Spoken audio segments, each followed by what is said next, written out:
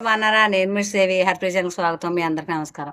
అయితే ఈ కలియుగంలో కాలం చాలా వేగంగా వెళ్ళిపోతుంది. మీరందరూ ఒకసారి ఆలోచించండి. ఎందుకంటే ఊహ తెలిసిన కాడి నుంచి ఎయ్యోక ఇబ్బందుల్లోనూ, కష్టాల్లోనూ తల్లిదండ్రుల దగ్గరైనా సరే, మనకు మనం జీవించేటప్పుడైనా సరే, అత్తమామల దగ్గరైనా సరే, ఎక్కడైనా సరే చదువుకునేటప్పుడు గానీ, ఉద్యోగం చేసేటప్పుడు గానీ, ఎప్పుడైనా ఈ జీవితం ఏదో ఒక లంపటంలో పడిపోతుంది. ఏదో ఒక లంపటంలో కొట్టుమిట్లాడుతుంది. ఇలాగే జీవితం చాలా మట్టుకు వెళ్ళిపోతుంది. మనం అందరం ఆలోచించాలి. ఎందుకంటే వేగంగా ఎళ్ళిపోయే కాలాన్ని మనం ఆపు చేయలేం. కానీ సద్వినియోగం చేయాలి. ఎందుకంటే ఒక్క సంవత్సరం పాటు కట్టుకుంటామేమో బట్టలు కొనుక్కుంటే.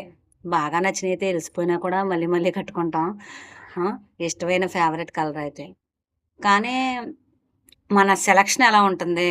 ఆ ఈశ్వరుడు మనల్ని ఈ లోకంలోకి పంపించాడు. ఏ ఉద్దేశం మీద పంపించాడు? మనం వచ్చిన పని సద్వినియోగం చేస్తున్నామా? కాలం వృధా చేస్తున్నామా? అనేది చూడాలి. ఎందుకంటే మనం పెట్టుకునే బొట్టు కాడ్నించి మంచి బొట్టా కాదా క్వాలిటీ చూస్తాం. రూ. 10 పెట్టే కొంటాం బొట్టు. కానీ అది పెట్టుకున్నా కాడ మంచి కంపెనీ కాపోతే దురదొస్తుందేమో, మచ్చొస్తుందేమో.